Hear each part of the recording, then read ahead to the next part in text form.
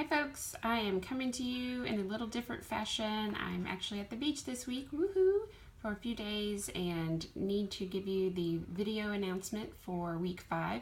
But since I am at the beach, I actually don't have internet, so I'm kind of finding some roundabout ways to get you this video announcement. So thinking about week 5, the overall highlights are we're completing our final reading and workshop material.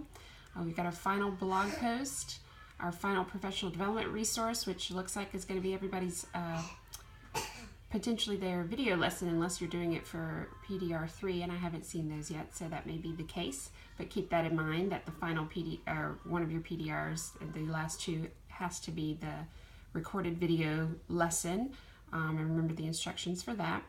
And we also are working on our final philosophy of teaching English language arts.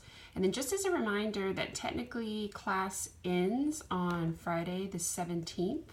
However, because grading is not due until the 23rd, I'm giving you an extended due date for PDR 4, which will be the 19th, and philosophy of teaching English arts, which will be the 22nd. You can absolutely turn either one of those things in by the 17th if you want to make that your final day, but you do have those extra days.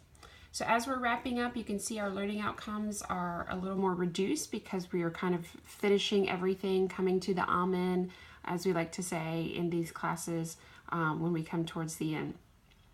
Particularly want to highlight in a little bit some elements of chapter 8 for connected reading to focus on.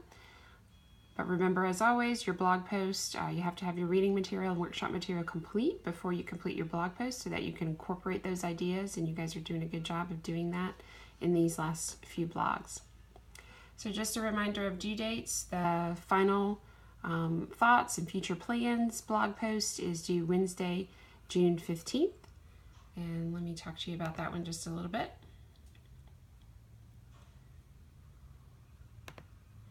For this last one, really we want you, and you can definitely make a list to do this, any plans that you're showing for your philosophy. So any things that you're planning to do to make changes to that final philosophy. What's new about the philosophy, just kind of talking about it briefly.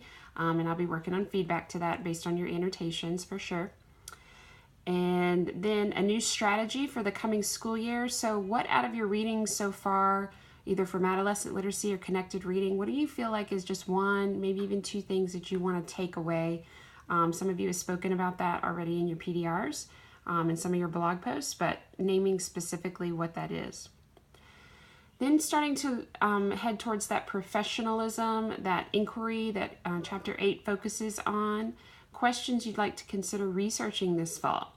So this is just getting you to start to think about ened 690 English teacher as researcher and what questions you might ponder. And I've given you some examples. And here comes Elijah, and I'm going to have to tell him to wait just a minute, Elijah. Yep, that's not going to work right now. I love you. I'll help you in just a minute. And then anything else you want to lay down